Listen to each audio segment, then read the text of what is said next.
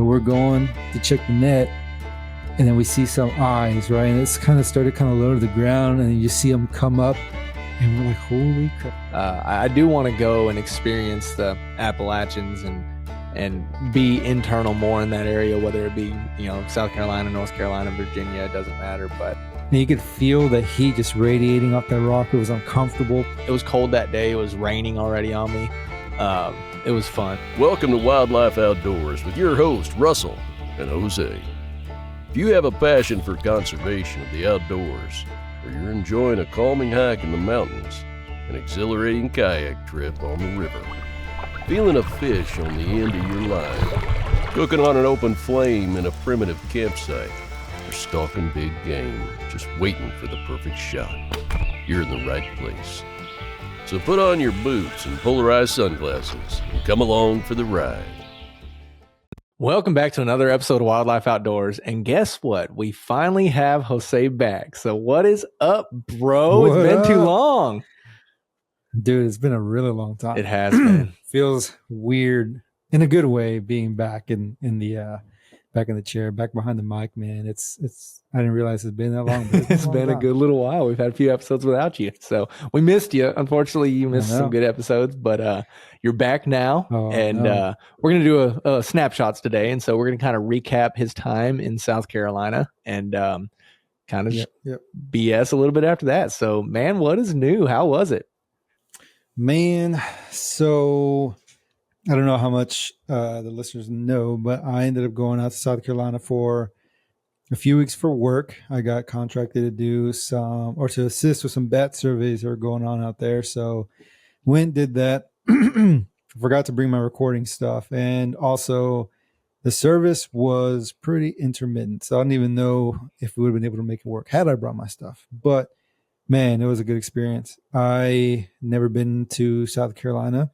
So it was a really good experience, really cool experience to be able to go somewhere new that I've never been to, explore a state that I've never been to, obviously, and do some stuff that I've never done. I've never done any type of bat work. So it was really, really cool to go and kind of help out with that, see how it's done and everything. Learned a lot. Met a lot of cool dudes, and yeah, man, it was a good time. It was a good time. But I'm glad to be back. I bet. For sure, I missed it. So what was the weather like while you were up there? Oh, dude, when I got there, it was like the first 4 days that I was there, it was raining a lot, a ton. But the temperatures were nice, man. Like in the morning, in the evenings, it was getting down to like the 60s, maybe.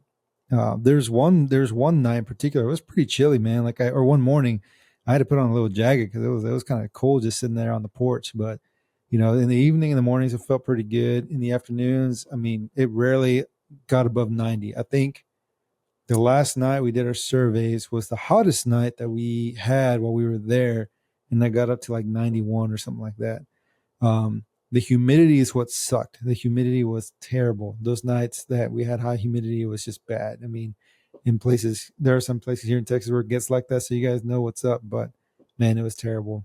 But other than that, dude, like it was actually pretty good. I can't complain. The weather was pretty nice. Sure beats the weather in Texas, I imagine, because those cooler days we were having. I was hearing back from like family and friends, like, yeah, dude, the weather, it's so hot here, like triple digits already. At least with the heat index, like it was pretty miserable. Yeah, I bet it was nice to have a little break from the heat, at least at the beginning of summer. Yeah, dude, for sure. That's awesome. So what? I'm not sure what all you can say about the study, but like, can you say like what y'all were doing and what the process was and what animals you've seen and stuff like that? Yeah, I think I can. Let me preface this by saying I am not speaking on behalf of the company. I'm not an employee. I was simply contracted to do the work. So I apologize if there's any details that I get wrong. So I'm only going to speak from my own experience and my own like limited understanding of what I know, what I saw, and what all I got from like asking some questions to these folks. But essentially, there was an environmental consulting company who they a lot of their work is focused in forestry. They do a lot of like timber cruising, stuff like that. But the president, he in grad school was helping a grad student do some bat work, and he, I guess, like really, really fell in love with it.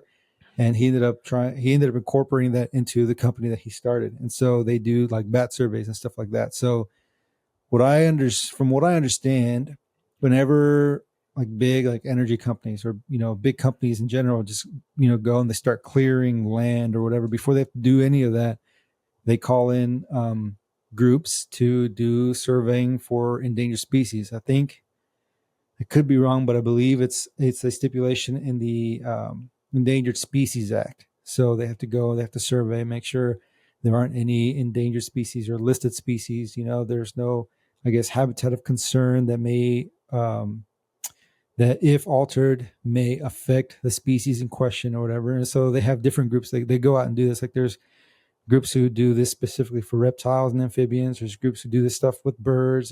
There's groups who do this stuff with vegetation and all that. And so these guys, they do it for bats. So they go and they try and net bats essentially to get an idea of what species are there and what are not. And I think there were 2 species in particular they were trying to catch. I cannot remember off the top of my head what they were. I just know that we did not catch them. And so, we were out there for, it was supposed to be 10 nights of netting, but we got rained out and blown out by the wind. And for a total of 4 nights, so it ended up being 14 nights total that we were out there netting. I see. And the nets that they set, it's pretty cool, man. Like I believe they're called mist nets. And it's just it's like a net made of really, really fine material. It almost looks like a really fine braided fishing line. It's crazy. And it's like, you can't see it like this. I remember the guy that was helping, we had set up this net and I was walking away and I had turned around and I saw him checking the bags. So when you set these nets, ideally there's these little folds in there about 2 inches or so that are called bags. And so the bat would like fly into the net and roll into the bag essentially. So he's making sure the bags looked good and all that stuff.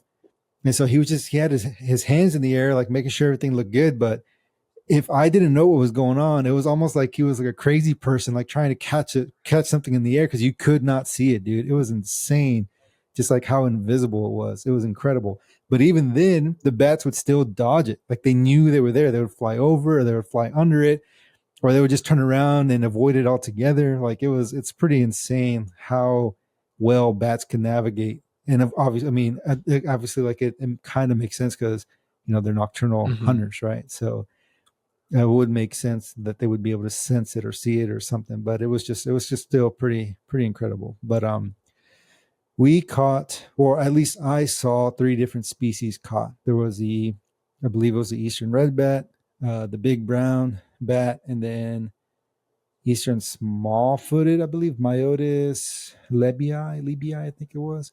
And that one was my favorite. It was a really small bat. I think he weighed out like 5 grams. He was tiny. He was pretty chill, man. Like he was just kind of hanging out while they were getting him out of the net. I couldn't handle the bats myself because I didn't have my vaccinations, my rabies vaccinations. So I was just there really mainly assisting with the setup and tear down of the nets, assisting with acoustic recorders, and I was also helping with the data, just like writing down data and stuff like that. But we did that, man. It was a lot of fun. I saw my first bats up close. It was pretty cool, dude. And so how it would work is we'd set up the nets, and then we'd go off into so we'd step back like maybe 50 yards or so from the net, so as to not try and affect the flight path of the bat. And we would sit there in pitch black. We would set up before sunset, but we would raise a net at sunset, I believe, somewhere around there. And then we would tear them down like 5 hours after. So our nights were pretty much like we were out there like at 7, and we wouldn't get back to the house till about 3 in the morning almost. So it was just, really long nights. But yeah, dude, we'd be sitting there in the dark and you could just hear the bats like whizzing by us. And there was one time we were sitting there and this bat flew by us and you could hear him just like crunching on a beetle or something as he flew by. It was sick. And then there was another time we were sitting there in the dark and, dude, I could have sworn we heard an owl take out a bat because we had heard some owls like around us, and then we're just sitting there in the dark, and then you can kind of hear or like feel something like a bigger bird just kind of come through, and then just hear this bat like shrieking as it like flew by us, and I looked at my buddy. I was like, dude, what was that? He's like, dude, I think that bat just got taken out by an owl. And we were just like, we wish we would have seen it, but we didn't see it. He's like, man, I've heard of that happening by, with my other colleagues and stuff, but I've never experienced it myself. So it was pretty cool, man. And then at that same net site, I had my first black bear encounter. And of course it was at night, right? I was hoping to see one during the day because I'd never seen one in person, but we're going to check the net. And then we see some eyes, right? And it's kind of started kind of low to the ground, and you see them come up, and we're like, holy crap, dude, that's a black bear. And then it starts growling at us like this really deep, almost like primal growl. It sent shivers down my spine. I was like, man, I know black bears generally, you're right, generally aren't aggressive, but I was like, dude, nighttime, this thing is black. It's pitch black. Like, this is the worst time to be, 50 or so yards from this thing. So I yelled at it, whatever, and thankfully it took off. And that was like our last close encounter. We were taking a tour of an energy facility there like a day or two after, and we saw one on the side of the road. And I got a glimpse of it before it ran off into the forest. But that was pretty cool. So I saw my first black bear, saw my first bats, saw my first flying squirrel. We accidentally caught one. It flew into the net. I saw it happen too. I was like, I turned around just in time to see it fly into the net, and dude, that thing was going crazy. But we were able to get it out unscathed, so that was pretty cool. Saw my first flying squirrel. Saw my first copperhead, pretty good sized one, but yeah, man. So that's kind of like, I guess, our average. I mean, that's like our night of netting. Essentially, just go out there, set up the net. We catch some bats, take them out, and then they take some measurements, weigh them, all that stuff, and then they release them. And that's pretty much it. That's all we did for, the 10 days, and some acoustic stuff during the day. And, during the day when we had some downtime, we were able to explore. I actually got out there a week earlier than we were supposed to. So we had kind of a week off essentially to just kind of hang out, do whatever. So during that time, we did a little bit of hiking, did a little bit of fishing. And I was hoping to find some brook trout, never did. I hooked into a couple rainbows, stock rainbows. I lost them all for whatever reason. I did manage to catch like a creek chub or something. I don't really know what it was, but that was my first South Carolina fish. Dude, I caught like 3 of them. Those are the only fish I caught in South Carolina. Man. But it was pretty fun, man. The water was gorgeous.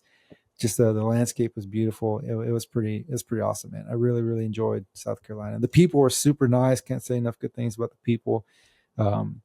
Yeah, dude, it's a pretty dope place. If anybody ever tries to go visit, I highly recommend it. It's pretty sweet. Dude, that's awesome. Yeah, the pictures that you were sending me and the pictures you were posting and stuff. I mean, the scenery just looked absolutely gorgeous.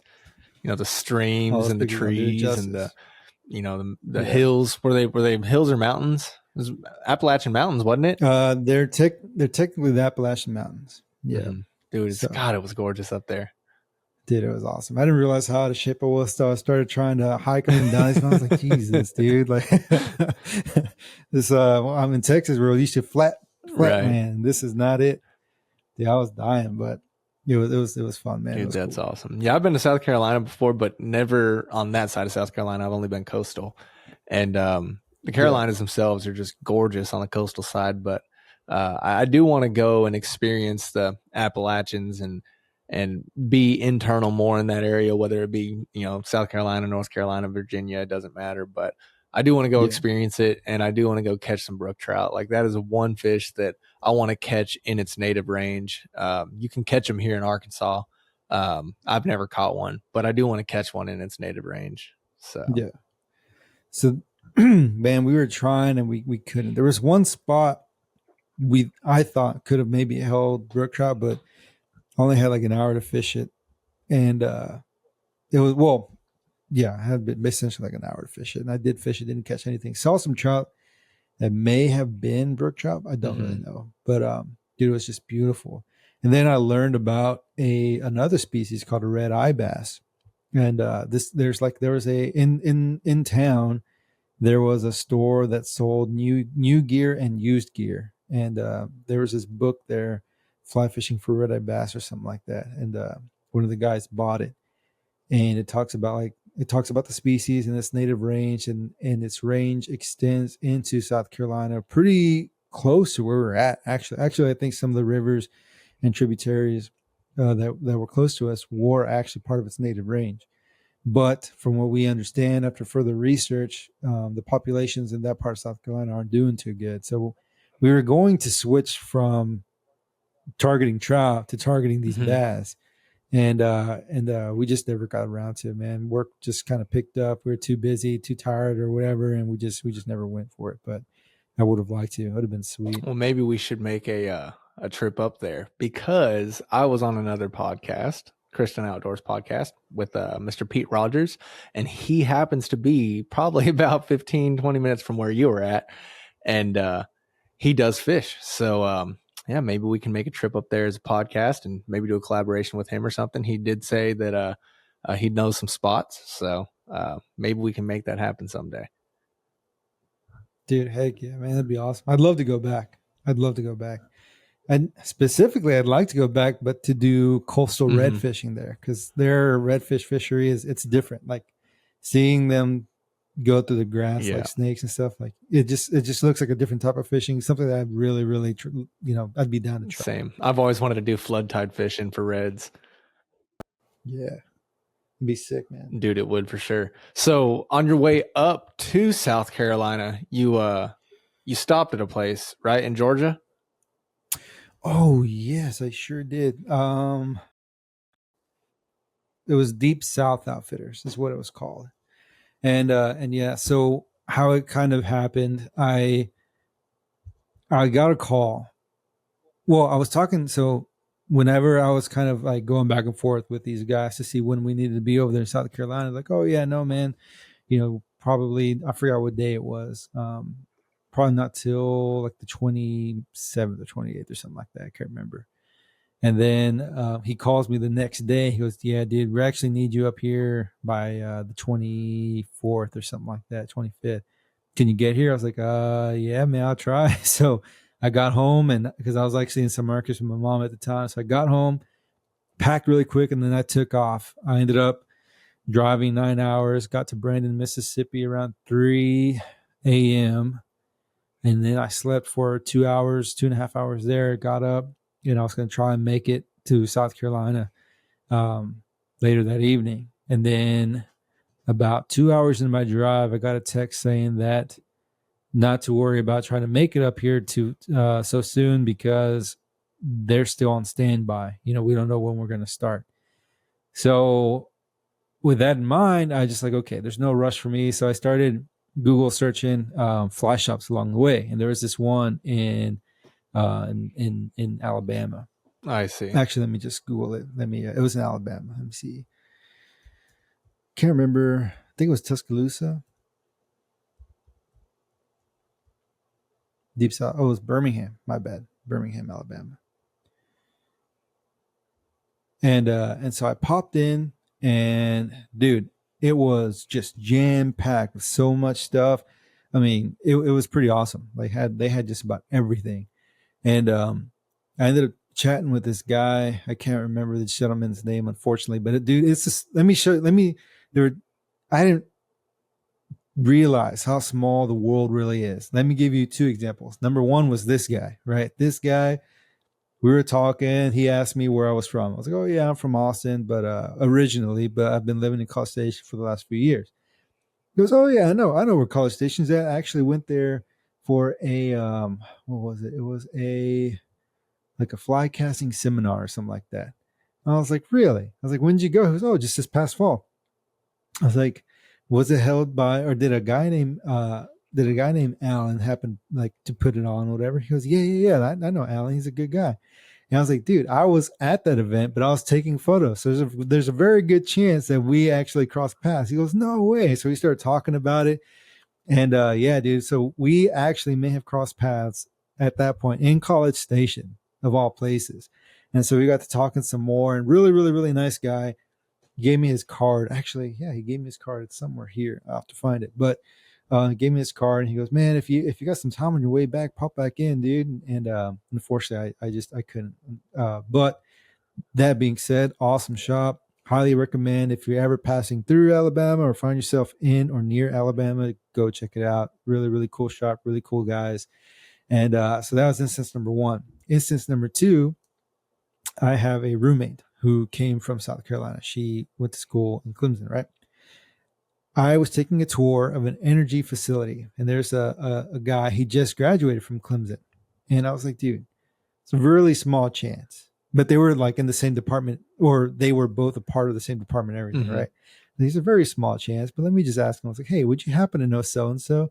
He goes, yeah, I do actually. She's like my best friend's girlfriend. I was like, no way, because she happens to be my roommate. That's freaking crazy. Crazy small world, right? It was just wild, dude. Super, super crazy. But yeah, man, it was pretty awesome. But that fly shop was really cool. There was another fly shop near Salem called Jocassee Outfitters, I think it was. And it was a really, really small hole in the wall place. I mean, they had everything that you would need pretty much, like all the essentials.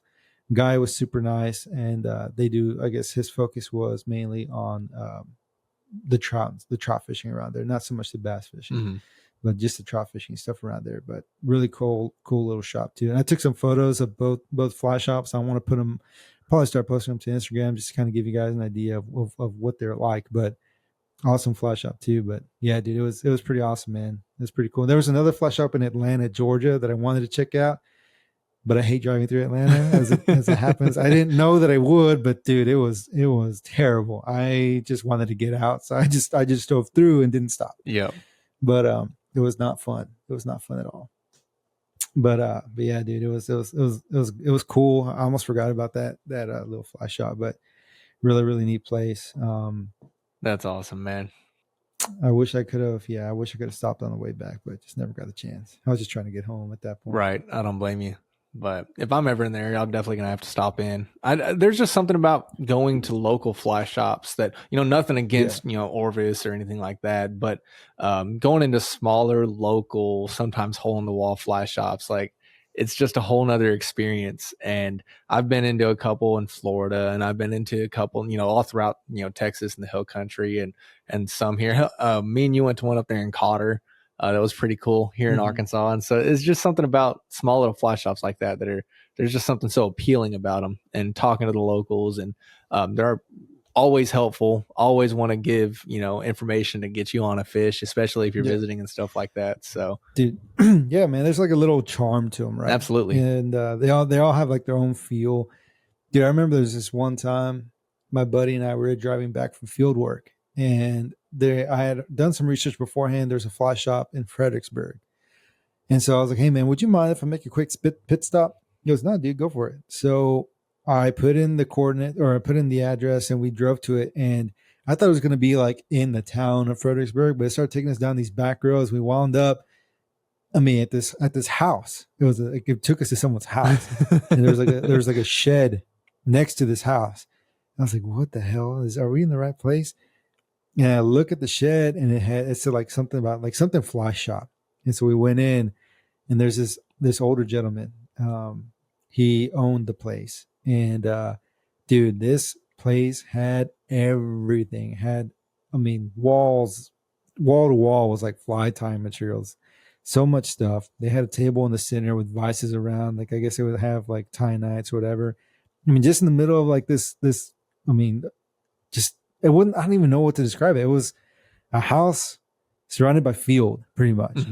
And it was pretty awesome. And the dude was so nice, man. So nice. Like, I just wanted to go. I didn't have any, I wasn't planning on buying anything really. I just wanted to kind of go and check it out, whatever, and maybe buy some hooks or something if they had them, but they didn't have what I was looking for. And the guy's like, you guys came out here, all the way out here. I don't want y'all leaving empty handed. So he gave us some flies that he had tied. Oh, wow. Buddy. And yeah, just a super, super nice dude, man. And he goes, yeah, you boys stop by anytime you guys want if you are passing through. We're like, yes, sir, we'll do that. And unfortunately, I just, I haven't been out that way since. I've never got to go back. But dude, it was awesome, man. That's another cool little fly shop. That is awesome. So have you fished those flies yet? I have not. No, but one of them was a lano bug, and I fished a lano bug all the time. Yeah. And the other one was a woolly bugger, and I fished that one all the time too. Nice. But so I fished flies like them. I just haven't fished those exact ones yet. I see.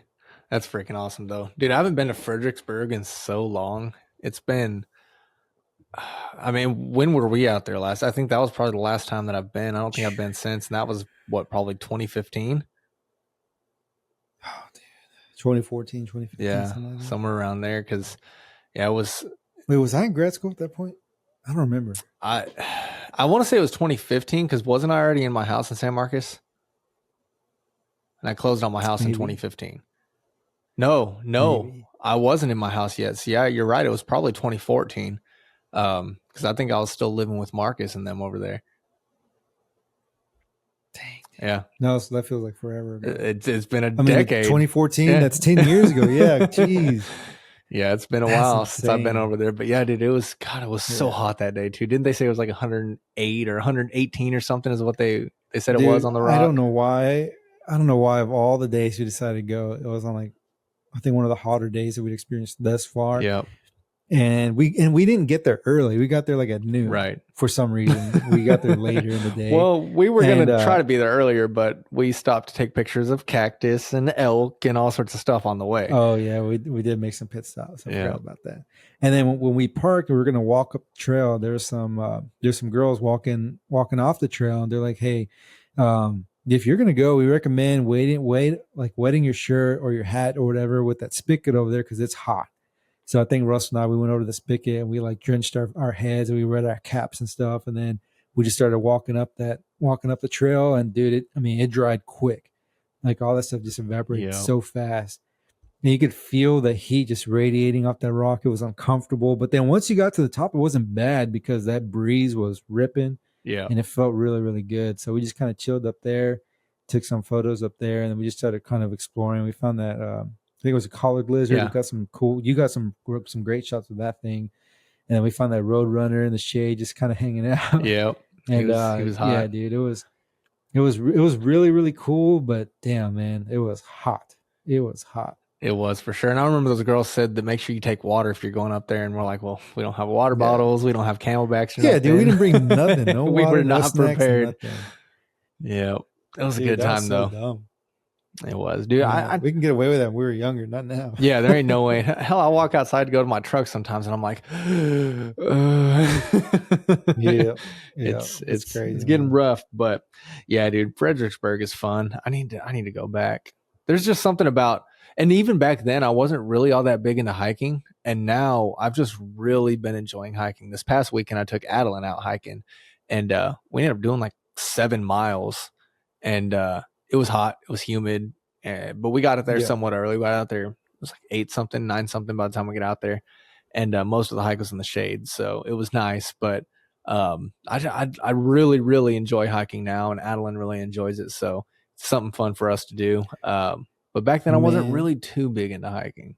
I found out that I am a terrible hiker this trip for a few reasons. One, right? Obviously, like I need to be in better shape. Reason number one, but reason number two, I get too distracted, man.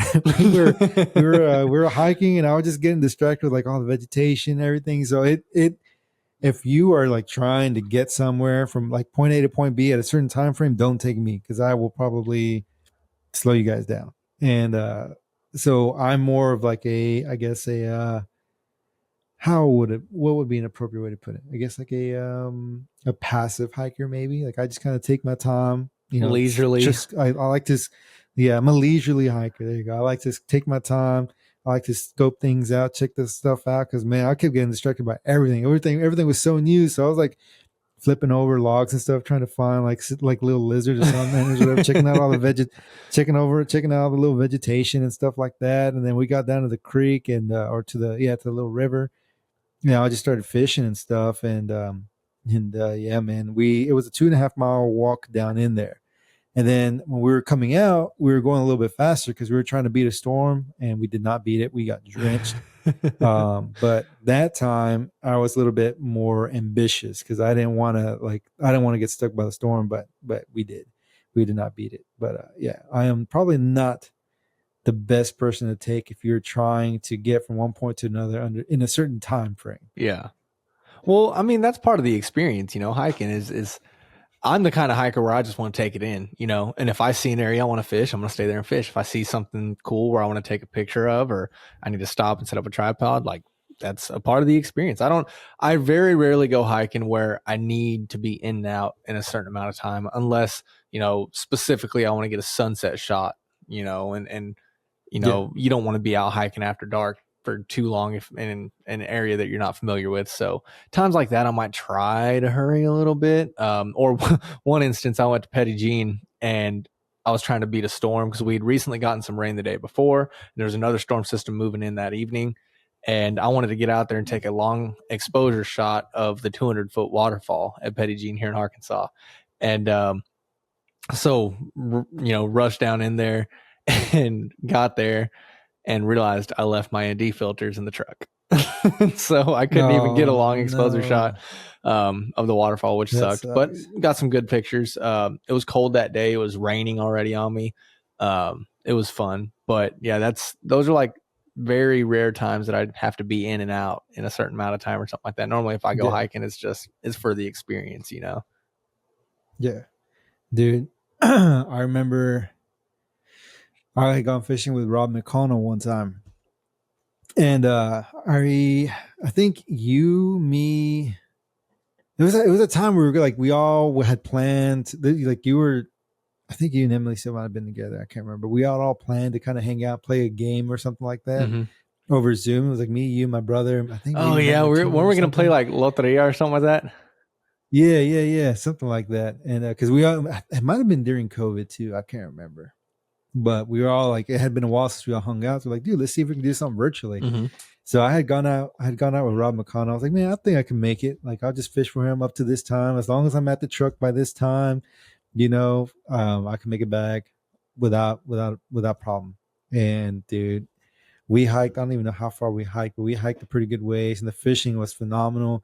And me and Rob were just having a good time. And I looked at and we haven't even made it. I don't even think we had made it to where we were trying to make it to.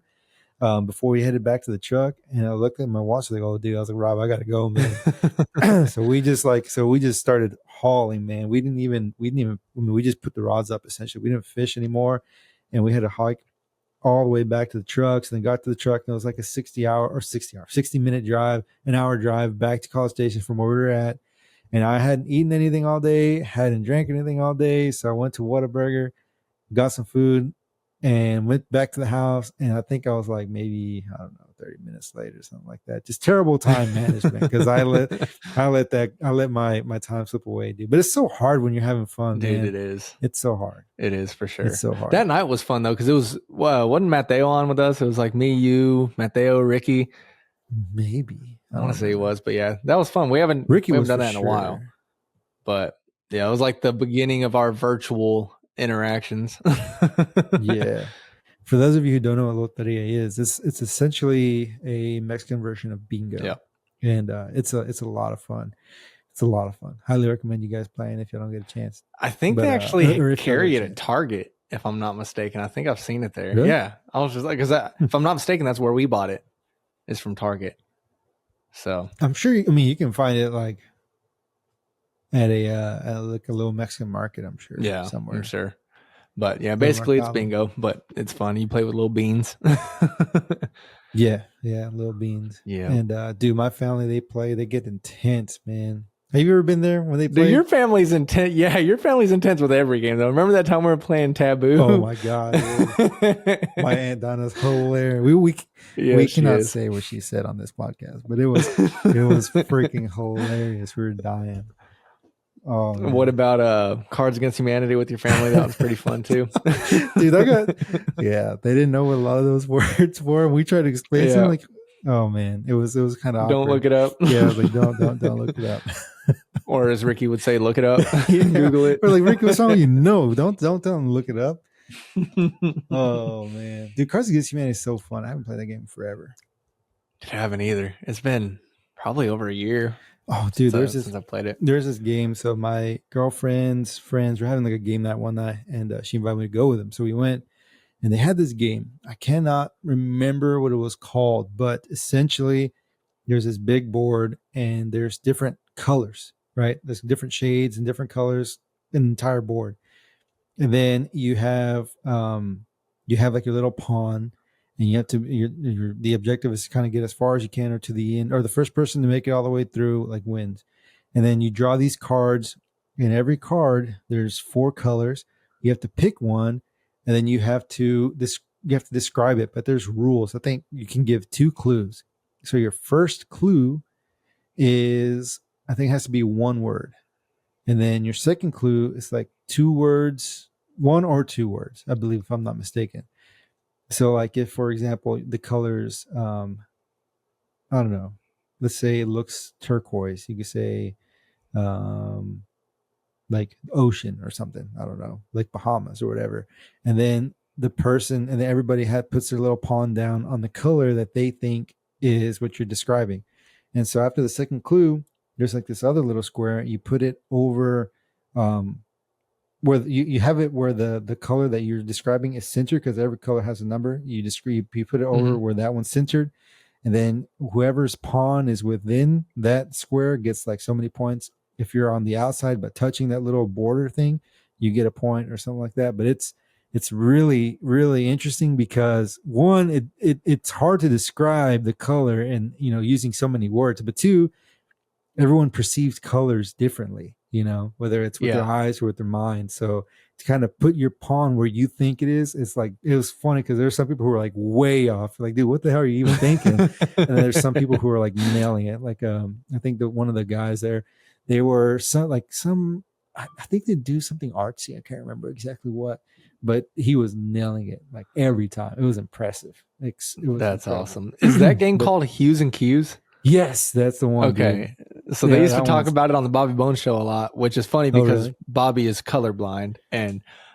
he would say that game's pretty fun. They would play it in the studio sometimes, and I've always wanted to play it, but I've never played it. But it sounds like fun. It's a lot of fun. Highly recommend that one. That one's pretty cool. Is that a game that you can play like remotely? Because, dude, we should play more games on the podcast. Man. It's fun whenever we do, but I don't know if that is one where we would be able to. The only way I could think of it working remotely is if we both have a board in front of us. Yeah. That's the only or we can somehow find out like a way to put it on the computer screen, like on a PowerPoint slide or something. Anything about that. But dude, we still need to do a freaking Hot Ones episode. Oh yeah, we do. But that should be like an in-person thing though. I think that'll be a good one to do. It'll be more fun in person.